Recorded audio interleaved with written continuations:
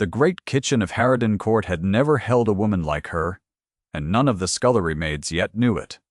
In the last gray hour before the funeral guests arrived, Eliza Marsh stood at the long deal table with flour to her wrists and a borrowed apron tied twice about her waist. She listened. She was not a cook. She had been 3 months before the mistress of a modest house in the next county, a gentleman's daughter, with a pianoforte and a governess of her own. Now she wore coarse linen and answered to Mrs. Binnessy. Pell and the family above stairs did not know her face. That was the whole of her plan. If she was to learn what they had done to her father, she would learn it from the servants' passage, where the great forget they can be heard. The house was in mourning for the old Earl of Harrowden, dead 9 days, and the black crape on the banisters still smelled of the dye shop. Eliza rolled pastry. She did not need to roll, and kept her eyes on the door to the corridor. Above her, the bells would soon begin, and the carriages, and the low murmur of people who had buried a man and wished to be seen doing it correctly. She had come for none of that. She had come because her father, Thomas Marsh, had ridden to this house on a wet October evening to speak with the old Earl about a debt he did not owe, and had come home changed, and gray, and silent, and had died within the month with a letter half burned in his grate, and her name unspoken on his lips. You're going to want to know how a gentlewoman ends up kneading bread in a stranger's kitchen, and I will tell you all of it. Stay with me. The answer is not shame.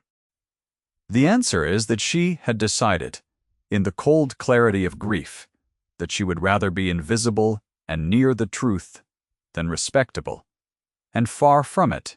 The debt had been the beginning. A paper had arrived at the Marsh house in November, a demand for £3,000 against a loan Thomas Marsh swore before God he had never taken. The signature at the foot of it was his own, or near enough that his solicitor had gone white looking at it. There had been a meeting arranged, and then unarranged, and then her father had gone to Harrowden Court alone and returned refusing to speak of it. What she had of him after that was a man who sat by a dead fire and turned a small brass key over and over in his fingers, a key to a box she had never found. When he died, the box was gone. The demand for £3,000 remained, and it now belonged, by the ordinary machinery of law and death, to the new Earl. The new Earl was the reason the kitchen mattered. Julian Vane, the 4th Earl of Harrowden, had come into the title he had never expected to hold, and the county did not know what to make of him. He had been a second son, a soldier, gone to the peninsula at 19, and returned at 30, with a limp he hid well and a face that gave away nothing. His elder brother had died of a fever in the spring. His father had followed in the autumn, and Julian, who had spent a decade learning to command men and bury them, now commanded a house full of people who had wished the title elsewhere. Eliza had never seen him. She knew only that the paper that could ruin her bore his family's name, and that somewhere in this house was the truth of how her father's signature had come to sit at the foot of a lie. Mrs. Pell came through the door with a list in her hand and found the new girl exactly where she had left her. "You've a steady hand, Marsh," the cook said, not unkindly, using the plain surname Eliza had given at the servants' entrance. She had given her own name. It was common enough to hide behind, and she had found she could not make herself answer to a false one. Steadier than the last 3, the morning meets want carrying up at 11. You'll go with Sarah and keep your eyes down and your mouth shut, and you'll hear things that are not yours to repeat. Mind you don't repeat them. No, Mrs. Pell! Eliza said, and something in her went very still, because that was precisely what she intended to do. At 11, she carried a covered dish up the servants' stair, with Sarah ahead of her, and she stepped for the first time into the world above the kitchen. The dining room at Harrowden Court was a long grave room of dark paneling and silver gone dull with the season's neglect, and it was full of black. 30 people or more stood in clusters, speaking in the hushed, important voices of persons at a great funeral, and not one of them looked at the 2 women carrying dishes to the sideboard. Eliza had been one of those people once, a girl in good mourning at a good funeral, invisible to the servants, as they were invisible to her. She understood now, with a cold that had nothing to do with the room, how thoroughly she had never once seen the hands that fed her. She set her dish down and she listened. And in the first 3 minutes she heard the name. "Marsh," said a woman near the window, low to the man beside her. "The one who came about the money. Dead now, they say." "Well, that is one account the family need not settle honestly." The woman laughed, a small, dry sound behind her fan, and turned away, and Eliza stood at the sideboard with her father's name in her ears and her hands perfectly steady on the silver cover, because 11 years of drawing-room training had taught her body to lie even when her heart could not. The woman was Lady Constance Vane, the old Earl's widow, the Dowager Countess of Harrowden. Eliza would learn her name within the hour, but she knew her at once by the way the room bent toward her, by the diamonds she wore even in mourning, by the fan held at a height that measured everyone beneath it. She was perhaps 5 and 50, handsome in the way of women who have never once doubted their place, and she moved through the funeral of her husband as through a room she owned outright. To her, Eliza saw the death of an earl was an inconvenience of arrangement, and nothing more. What she did not yet know was that the man across the room had watched her hands on the silver, and had seen that they did not shake. Julian Vane stood at the head of the room where his father had always stood, and he had noticed the kitchen girl the moment she entered, though he could not have said why. He had learned in 10 years of war to read the small tells of people under strain, the pulse at a throat, the whiteness of a knuckle, the breath held a half-second too long. He had watched a great many men pretend to be calm. He knew what it looked like from the inside. And when the girl at the sideboard heard the Dowager speak the name Marsh and did not flinch, he understood with the plain certainty he trusted more than any evidence that she had not failed to flinch because she did not care. She had not flinched because she had trained herself at great cost not to. That was a different thing, entirely, and it interested him more than anything had interested him since he came home. He said nothing. He was very good at saying nothing. Even so, he watched the girl carry her empty tray back to the door, and he marked the set of her shoulders, and he thought, "That is not a servant." Eliza returned to the kitchen and stood a moment against the cold stone of the passage wall, breathing. That is one account the family need not settle. Honestly, the sentence turned in her like a key in a stiff lock. They knew. Whatever had been done to her father, someone in that black-draped room knew it had been a wrong, and had reckoned that his death had made the wrong safe. She pressed her palm flat against the stone until the chill of it steadied her, and then she went back to the table and picked up her knife and went on cutting, because a woman who wishes to remain invisible does not weep in a working kitchen. Over the next 3 days she learned the house.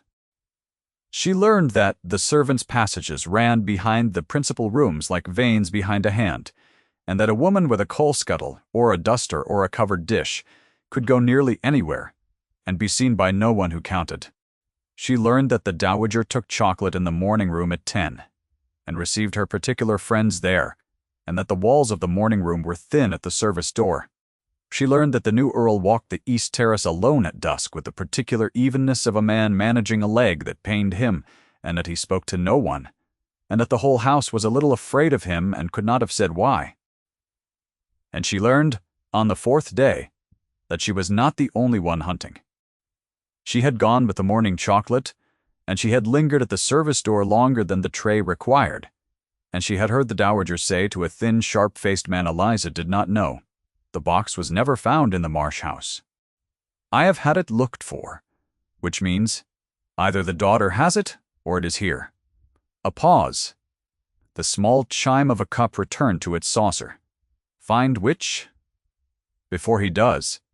And the thin man had said, "He suspects nothing, Lady Constance. He thinks of nothing but the estate accounts." And the Dowager had answered, in a voice gone suddenly flat and cold, "My stepson was a soldier for 10 years, and he is not a fool. Do not mistake his silence for blindness." His father made that mistake. Eliza carried the empty chocolate pot back down the stairs with her heart going hard against her ribs, and she understood 2 things at once. The first was that there was a box, and that it was the same box her father had turned in his hands before he died, and that it held whatever truth the dowager was so anxious to bury. The second was that the new earl, the man whose name was on the paper that could ruin her, was not her enemy. He was hunting the same thing she was, and he did not know she existed. To the household, Eliza Marsh was nothing at all.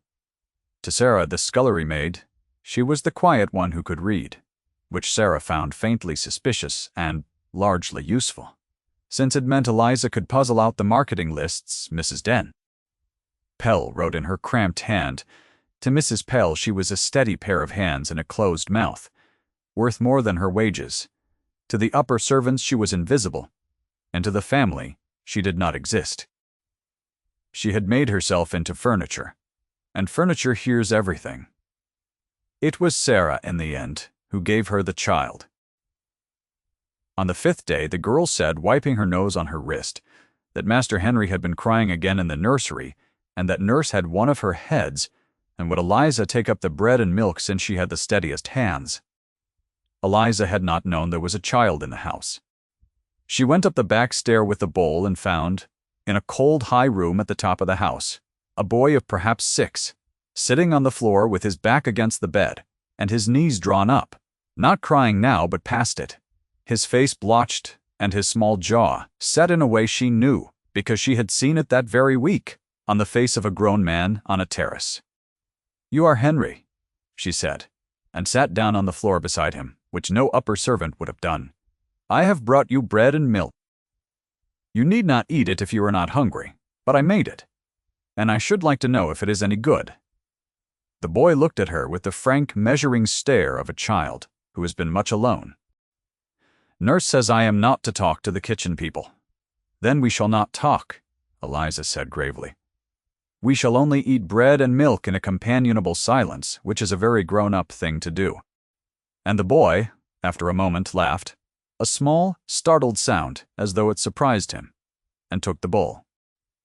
Henry was the old earl's grandson, the son of the brother who had died in the spring, and he was now, Eliza worked out from the boy's own artless account, the ward of his uncle Julian, and the great inconvenience of his grandmother. The dowager, it seemed, wished the child sent to a school far away. The new earl had refused. This was the shape of the war in the house, and the boy sat at the exact center of it, unwanted by the one who ruled the drawing rooms, and defended silently and without explanation by the one who ruled nothing but himself. Eliza came to the nursery every day after that. She told herself it was cover, that a kitchen girl trusted with the child could go higher in the house and hear more. And this was true. It was not the whole truth. The whole truth was that the boy was lonely in the particular way she had been lonely since her father died, and that his company was the only warmth in the great cold house, and that when he laughed she felt something in her chest unclenched that had been clenched since November. And it was in the nursery, on the 9th day, that the new earl found her. She had not heard him on the stair, which frightened her afterward, that a man with a bad leg could move so quietly. She was on the floor with Henry, building a fortification of wooden blocks that the boy was gravely defending against an imaginary siege, and she was laughing, her cap askew and her sleeves pushed up, when the door opened and Julian Vane stood in it, and the laughter went out of the room like a snuffed candle. She got to her feet at once, cap straightened, eyes down, the whole armor of servitude assumed between one breath and the next. "My lord, forgive me." Nurse was unwell, and the child could not be left. "Do not," he said. She stopped. He came into the room and she saw him properly for the first time, the man whose name was on the paper. He was tall, and he carried himself with the stillness of a man who has learned that stillness costs less than movement. His hair was dark and cut close, his face was grave and unhandsome and arresting, and his eyes, when she risked a glance at them, were the gray of a winter sky, and were fixed on her with an attention she felt like a hand at her throat. He did not look at her as a master looks at a servant. He looked at her as a man looks at a thing that does not add up. "You read to him," Julian said. It was not a question. "Nurse told me a kitchen girl reads to the boy." "Kitchen girls do not read." He let that sit. "Sit down." She sat. Henry, delighted, climbed into her lap without ceremony, and she felt the boy's weight settle against her, and did not know what to do with her hands. "My father died, owing a great many people a great many things," Julian said. And he did not sit, but stood by the cold window with his back half to her, and his voice was level and low. "And a great many people I find are eager to tell me which debts I must honor, and which I may forget. I have learned to be curious about the ones I am told to forget." He turned. There was a man named Marsh. Eliza's arms tightened around the child. Before she could stop them, she made herself loosen them. She said nothing, because she did not trust her voice, and because a woman with a secret says as little as she can. "You know the name," Julian said. "Not an accusation. An observation made in the flat, certain tone of a man reading ground he has crossed before. Your hands, at the funeral. You heard my stepmother speak that name, and your hands went still as stone. And a frightened woman's hands do not go still, they shake. Yours were trained. Who taught a kitchen girl to hold silver, like a lady holds a fan?" The room was very quiet. Henry had gone still in her lap, feeling the change in the air the way children do. Eliza looked up at the gray-eyed man by the window, and she made in that instant the calculation that would decide everything. She could go on lying, and be turned out within the hour with nothing learned and the box still buried. Or she could tell one truth to the one person in the house the dowager feared. "My name is Eliza Marsh," she said, and her voice did not shake, though she had thought it might. "Thomas Marsh was my father. He came to this house in October, about a debt he did not owe. And he came home a broken man. And he died in November, and someone in this house knows why. I came to find out. I am sorry for the deception. I am not sorry I came." For a long moment the Earl of Harrowden looked at her, and she could not read his face at all, and she thought, now he will call for the housekeeper, and it is over. Instead he said very quietly, "Good." She had not expected that. She stared at him. "I have spent 3 weeks," he said, "trying to understand what my father did in the last year of his life, and every door in this house is locked against me by people who smile and tell me nothing. And now a gentlewoman has walked into my kitchen and made herself invisible to learn the same thing." Something moved in his grave face, something that was almost, but not quite, the beginning of respect. "I have commanded soldiers who showed less courage.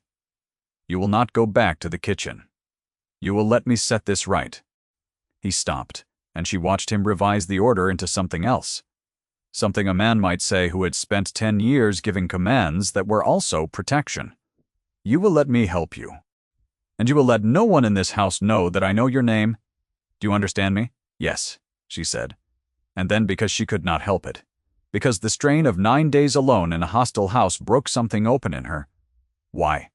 He looked at the child in her lap, the boy no one else in the house wanted, who had climbed without fear into the arms of a stranger. He looked a long moment.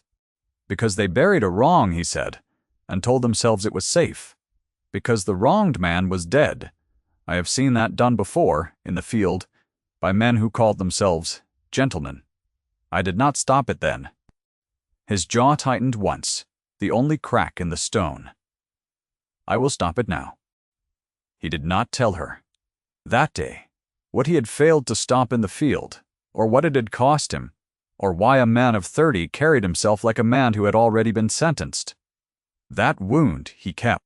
Yet she had seen the edge of it, and she carried the sight of it down the back stair with her that evening, and it changed the shape of him in her mind entirely.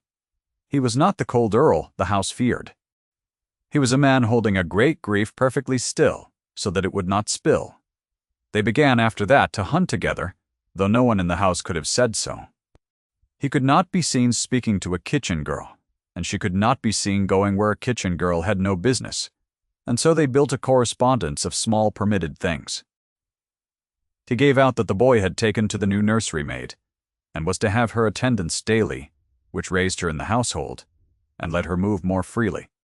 He left books in the nursery with certain pages marked estate accounts and old letters he could not openly remove from the study, and she read them in the long afternoons while Henry slept, and left her observations folded in the covers. It was a courtship, though neither of them would have named it so, conducted in the margins of ledgers and in the grave over-the-shoulder remarks he permitted himself when he came to see the boy. What they learned came slowly and then, all at once. The old Earl, in the last 2 years of his life, had been bleeding money in a way the estate could not account for. Someone had been paying out large sums against no visible return and covering it in the books with the small dishonest arts of a person who does not expect to be checked. Eliza, who had kept her own father's modest accounts, saw the pattern before Julian did, because she had a woman's practiced eye for a household lived beyond its means. "It is not the estate that is bleeding," she wrote in the cover of a book on drainage. "It is one person, taking and calling it the estate's debt. Find who was paid. The debt against my father was to make a true debt look ordinary. One lie and a nest of them, so it would not be noticed alone." She was right. And the discovery of who had been paid was the discovery that broke the case open, and it was Henry, unknowing, who gave it to her. The boy had a habit, common in lonely children, of hoarding small treasures, and among them, in a wooden soldier's box beneath his bed, was a brass key. Eliza saw it when he tipped the box out to show her his army, and her breath stopped because she knew that key. She had watched her father turn its twin in his fingers by a dead fire. "Where did you get this, Henry?" she asked, keeping her voice light, and the boy said grandmother's man had dropped it. The thin man with the sharp face dropped it in the passage one day, and Henry had picked it up because it was pretty and no one had asked for it back. The thin, sharp-faced man, the dowager's man, the one who had been told to find the box before the Earl did. That night, Liza did a thing she was not proud of, and would do again without hesitation. She went by the servants' passages, in the dark, to the small locked room off the dowager's dressing chamber that Sarah had once mentioned no one was allowed to clean, and she tried the brass key in the lock, and it turned. Inside, in the cold, by the light of a single shielded candle, she found the box. And in the box, she found the whole of it. She did not open it there. She had learned enough caution for that. She took it and locked the empty room behind her and carried the box against her body, under her shawl, down 3 flights of servants' stairs, and she did not breathe properly until she had reached the one place in the house she knew was safe. She went to the Earl. He was in the study, though it was past midnight because he did not sleep well, and she had known he would be there, and this knowing was itself a thing that had grown between them without either naming it. She set the box on his desk in the candlelight, and she said, "Henry had the key. Your stepmother's man dropped it. It was in a locked room off her chamber. I did not open it. It is your house. It should be. Your hand." Julian looked at the box and then at her standing in her plain nightclothes and shawl, with her hair down and her face white and fierce in the candlelight, and something in his grave face came very near to breaking. "You might have kept it," he said quietly. "It contains, I think, the proof that clears your father's name. You might have taken it and gone and been free of this house tonight. Why did you bring it to me?" She had not, until he asked, known the answer. She found it as she spoke. "And because I did not want to be free of this house tonight," she said, and the words hung in the warm candlelit air between them, and neither of them moved, and the whole of what had grown in the margins of the ledgers stood suddenly plain in the room with them. Her heart was going hard. She was aware of exactly where he was, of the small distance of desk and candle between them, of the warmth of the room after the cold of the stairs, of the fact that his hand, resting on the box, was very near her own. "Eliza," he said. It was the first time he had used her given name, and he said it as a man lays down something he has carried a long way. "I am going to open this box, and what is in it will change everything, and once it is done, it cannot be undone. Do you understand me?" "Yes," she said. She did not step back. If anything, she stood nearer. He opened the box. Inside were letters, and a small ledger, and a bundle of promissory notes. And the truth. The Dowager Countess, over the last 3 years, had been paying an enormous sum, quietly and continuously, to a man in London who held over her a letter she had written 20 years before, a letter that would have destroyed her had it been read aloud. She had been paying with the estate's money, forging her husband's authority, and when the old Earl at last began to notice the drain, she had needed a way to explain £3,000. Thomas Marsh had been chosen because he was modest and unconnected and easily frightened. A gentleman with no great friends who could be made to appear to owe a debt he did not owe, so that one true theft could hide behind one manufactured one. Her father had gone to the old Earl to protest, and the old Earl, half understanding, half afraid of what he would find if he pulled the thread, had sent him away with vague assurances and done nothing. And Thomas Marsh had come home and understood that he was to be sacrificed to a wrong too large for him to fight, and the understanding had killed him more surely than any illness. Julian read it all in silence, page by page, in the candlelight. And Eliza watched his face and saw the grief in it, and the anger under the grief held so still it did not move his hands at all. When he had finished, he set the last letter down and he said, in a voice gone very quiet, "My father knew. He knew, and he let your father carry the shame of it, because it was easier." He looked up at her. "I am sorry. It is not enough, and I know it is not enough, but I am sorry, on behalf of the house that owes your father more than an apology, and will pay it in full." She found she was weeping, silently, the tears running down without any sound, and she did not wipe them. He turned the key over and over. She said, "By the fire. I never knew what it opened. He never told me. I think he was ashamed, though he had done nothing. That is the cruelty of it. They made an innocent man ashamed." Julian came around the desk then, slowly, and he stood before her, and he lifted one hand and stopped it in the air, a breath from her face not touching, and she turned her cheek the last small distance into his palm, and closed her eyes, and let herself for the first time since November be held up by something outside herself. His hand was warm and rough and steady. Neither of them spoke. The candle burned. It was the most improper thing she had done in a house full of improper secrets, and it was the truest. "When this is finished," he said against her hair, low, "and it will be finished within the week, you will not go back to the kitchen, and you will not go back to an empty house in the next county to grieve alone. I have no right to ask more of you than that tonight, and yet I find I want to. I have wanted to, since I watched your hands not shake." He drew back enough to look at her. "I did not think I would want anything again. I have been telling myself for 10 years that I forfeited the right. And then a woman tied on a cook's apron and walked into my house to fight for her dead father, and I remembered what it was to admire someone.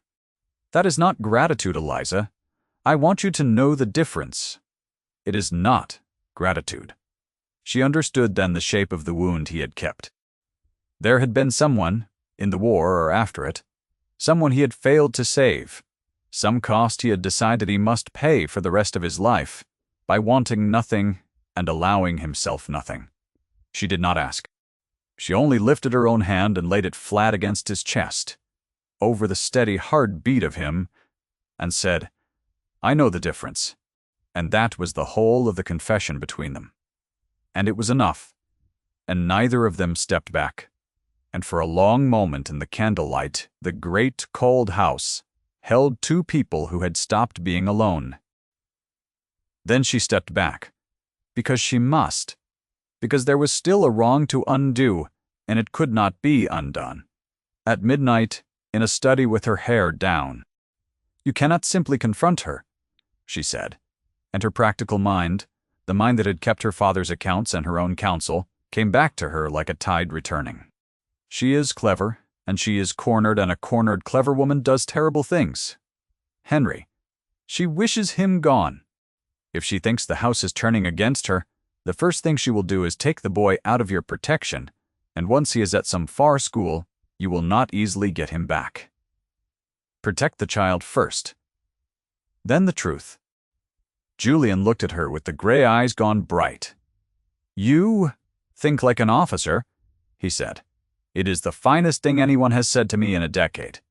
Yes, the boy first. They moved quickly and quietly in the days that followed.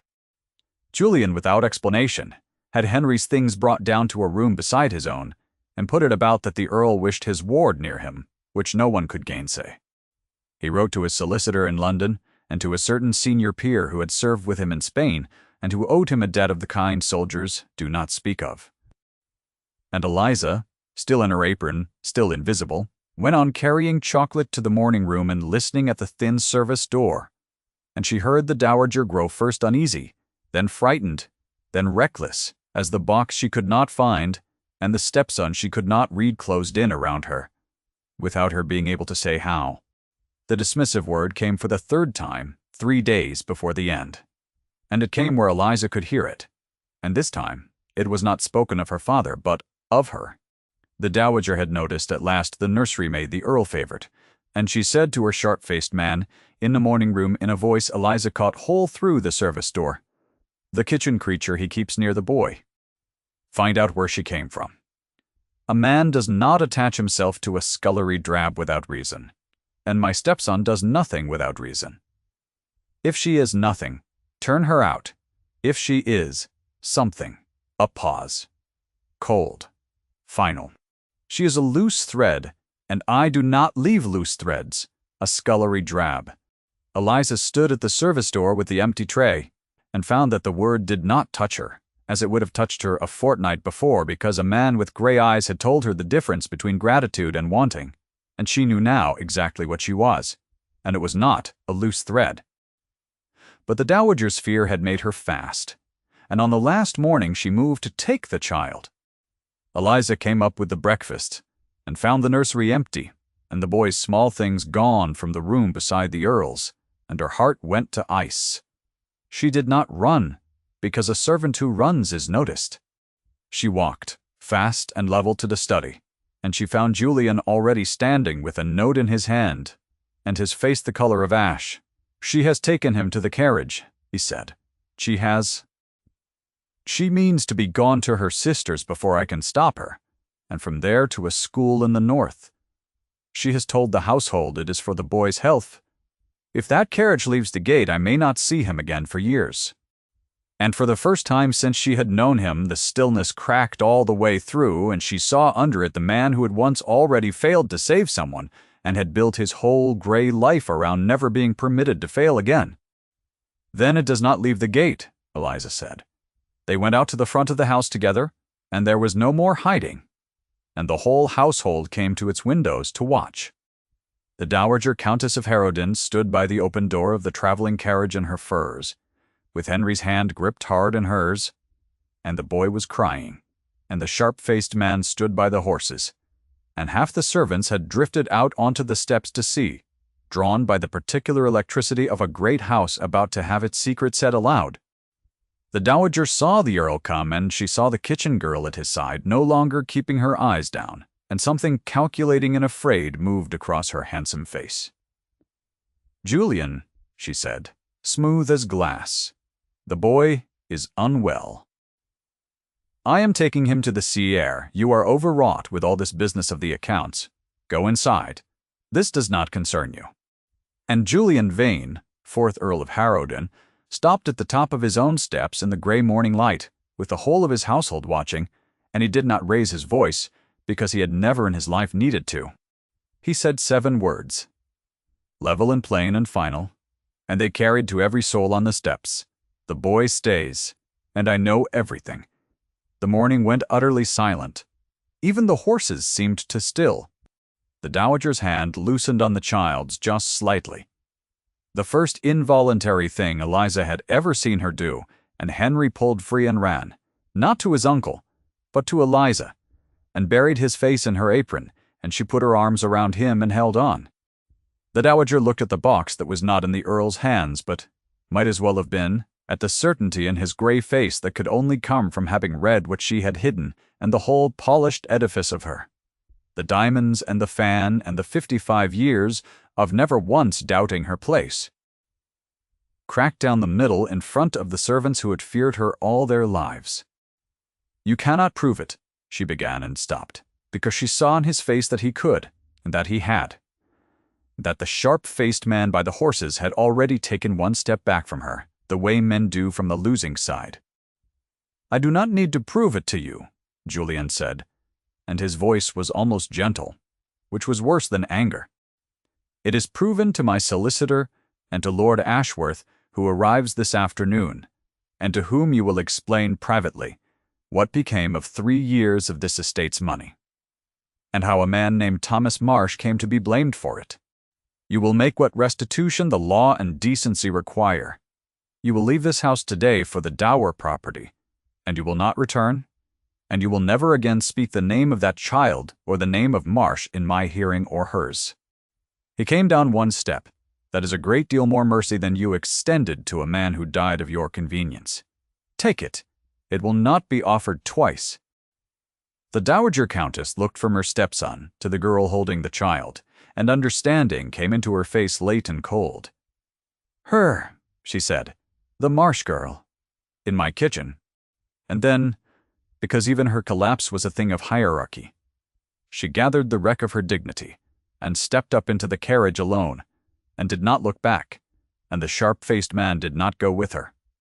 And the door was shut, and the carriage that had been meant to steal a child took an old woman away to a smaller house, to live out the consequence of a letter she had written when she was young and frightened. And it was the last any of them saw of her at Harrowden Court. You have stayed with me to the end, and I am glad of it, for the end is the part that matters. Everything before was the burying. This is the part where a thing long buried is finally set right. It was not all mended in a morning. The law is slow, and shame is slower. And it was some weeks before Lord Ashworth and the solicitors had untangled the accounts and made the quiet arrangements that restored to the memory of Thomas Marsh the honor that had been taken from him, and returned to his daughter the £3,000 that had never been owed, and saw the letter in London bought back and burned, so that its hold was ended.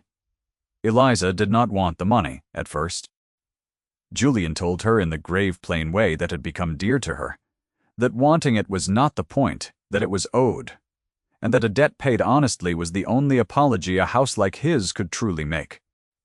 So she took it for her father's sake, and she used the first of it to have a proper stone set over his grave in the next county, with his name cut deep and true, and no lie anywhere near it. But she did not go back to the empty house, to grieve alone, as he had known she would not. By the time the leaves were down and the first snow had come to Harrowden, Eliza Marsh no longer wore any apron at all, and the household that had once looked through her now curtsied when she passed, and the boy Henry, who had been unwanted, ran through the great halls shouting with the particular loud joy of a child who has stopped being afraid. And no one told him he was not to. On a still evening near Christmas, with the snow falling past the tall windows of the library and the fire high in the grate, Eliza sat with a book she was not reading, and watched the man across the hearth pretend to read one too. Henry had been got to bed at last, after 3 separate escapes and a negotiated final story. The house was quiet in the good way now, the way of a house at rest, rather than a house holding its breath. On the small table between them, where she had set it that morning and where it would stay, was her father's brass key, kept now not as a wound, but as a thing come home, its lock long since opened, and its secret long since set free. Julian set down his book, which he had been holding upside down for some minutes, and looked at her across the firelight, and the gray eyes that had once given away nothing now gave away a great deal. "I have been trying," he said, "to find the correct and proper words, and I find I have forgotten most of them, having spent 10 years using only the plain ones. So you must forgive me the plain ones." Outside the snow came down. I did not think I would want a life again. I had decided I did not deserve one. And then you tied on a cook's apron and walked into my house and taught me I was wrong about a great many things I had been certain of. Stay, not as the boy's nurse, and not as a guest, and not because a debt is owed.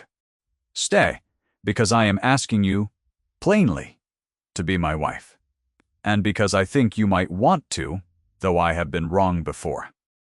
She looked at him a long moment in the firelight, at the grave, unhandsome, arresting face, at the hand held still on the arm of the chair the way it had once stilled the breath from her cheek, and she thought of the girl she had been in November, kneading bread she did not need to knead in a stranger's kitchen, listening for the truth in the dark. That girl had come for justice, and had not dared hope for anything more. She had not known, tying on the apron, that she was also walking toward the fire and the snow and the boy asleep upstairs, and this gray-eyed man asking her plainly to stay. "You have not been wrong this time," she said. He crossed the space between them, and he took her hand, and he did not make a speech, because he had said the only thing that needed saying, and so had she. He only lifted her hand and pressed his mouth to her fingers, and then when she rose, he drew her the last small distance in, and held her while the snow came down past the library windows, and the fire settled in the grate, and the great house that had buried a wrong now sheltered in its warmest room the two people that wrong had, but, by the strangest of paths, brought together. On the mantel the brass key caught the firelight.